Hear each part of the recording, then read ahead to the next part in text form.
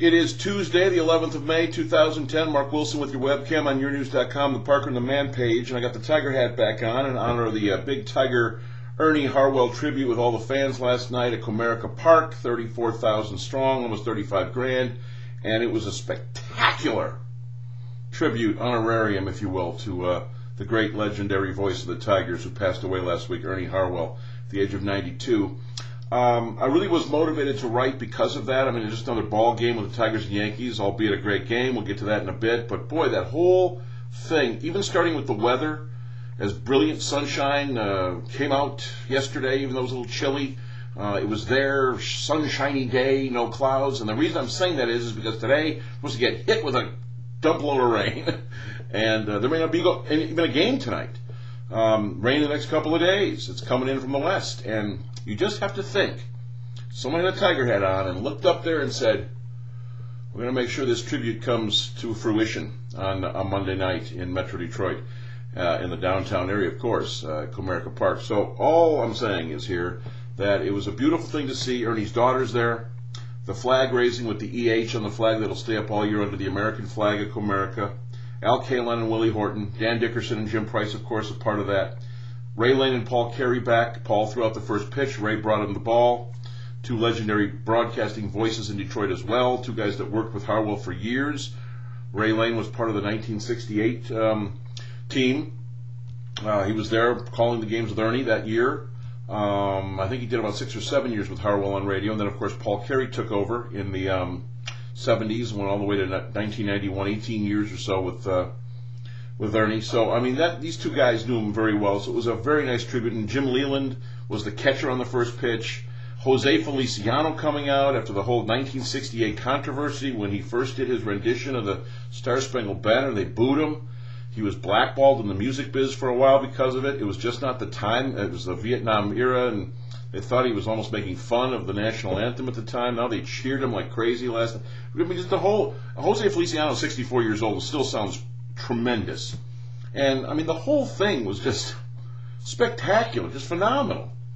Just a great trip. Boy, Detroit knows how to do tributes, and boy, nobody better to do a tribute for than Ernesto Harwell. William Ernest Harwell. I was just really moved and taken by it. I think that if you weren't moved by the Feliciano rendition, you ain't got nothing here. ain't nothing inside.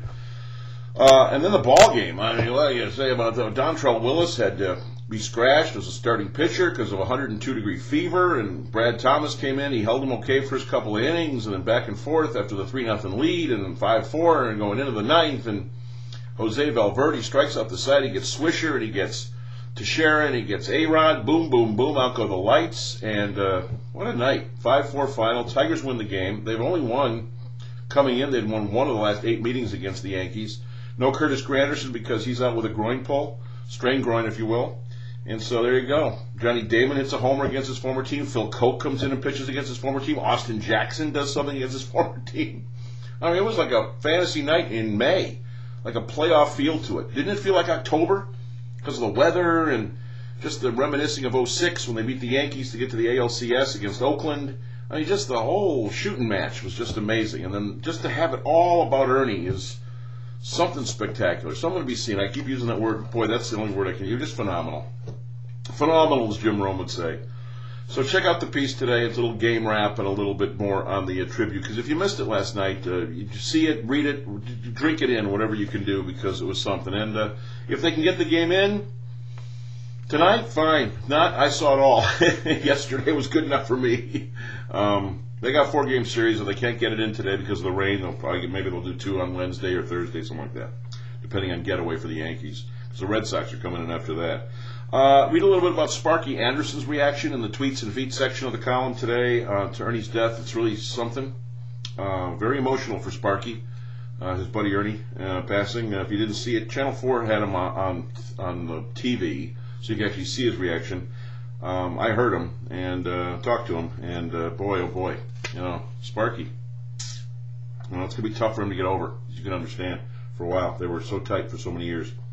Mike Babcock's good news is that he thinks Nick Lidstrom will be back. Not even thinks it, he knows. He claims he knows that Nick will be back, so he was almost stunned that reporters were asking him, what are you talking about? I love his line. Someone said, are you sure that Nick will be back in 2010-11, and he said, I didn't just meet him. I've known him for a while. So he's pretty confident that Lidstrom will be back with the Wings this coming fall. The Lions signed C.C. Brown. He's a safety from the New York Giants. He was with the Houston Texans. I said in the piece, I would be more excited about C.C. Brown signing if it were 4 years ago. That was the number 4. And the Team Tiger gets another hit. Haney quit as his swing coach. Hank Haney's the best in the business, and when you lose as much as Tiger has, and now with the bulging disc in the neck supposedly, and he left the Tournament Players Championship in the final round, he's got AT&T Pebble Beach coming up, something's wrong in Team Tiger, and Hank Haney quitting at this time seems awfully strange. Cleveland-Boston, Game 5 in Cleveland's not NBA playoffs. Orlando's waiting. They swept the Atlanta Hawks like it's nobody's business. I think the combined total was 101 points in 4 games. That's the margin of victory for Orlando, for the Magic, which is about a 25-point average. The Lakers swept Utah. I don't know what this means for Jerry Sloan, but let me just say this. Jerry Sloan, if he coaches next year for Utah, will be in his 23rd season. He started when Ronald Reagan was still the president, coaching the Utah Jazz. He's the longest-running coach in pro sports outside of the guy at Manchester United Soccer. I mean, in the world. Not just here. I mean, in the world.